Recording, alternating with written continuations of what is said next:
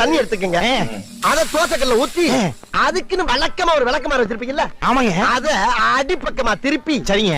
வரட்டுன்னு ஒரு 4 இழுப்பு இழுத்து சரிங்க. நல்லா கழுவி விட்டுருங்க. சரிங்க. ஒரு கிண்ண நிறைய மாவு எடுத்து பெரிய ரவுண்டாவும் இல்லாம சின்ன ரவுண்டாவும் இல்லாம சரிங்க. பொதுவா ஒரு ரவுண்ட ஊத்தி 4-5 வெங்காயத்தை போட்டு அள்ளி பொடி பொடியா நறுக்கி அப்படியே மேலாப்ல பரபர தூவி விட்டு சரிங்க.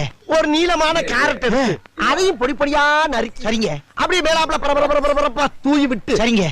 ஒரு இட்லி பொடி இருக்கு பாத்தீங்களா, அத அப்படியே அள்ளி மலை சாரல் மாதிரி அதையும் மேலாப்ல பரபர அப்படியே பேய விட்டு சரிங்க. 16 கரண்டி நெய் எடுத்து சரிங்க. அதுல 6 கரண்டி நெய்ய உள் சைடு அப்படியே லேசா விளாவி விட்டு சரிங்க. 10 கரண்டி நெய்ய தோசைக்கு வெளி சைடு அப்படியே மேலாப்ல விளாவி விட்டு சரிங்க.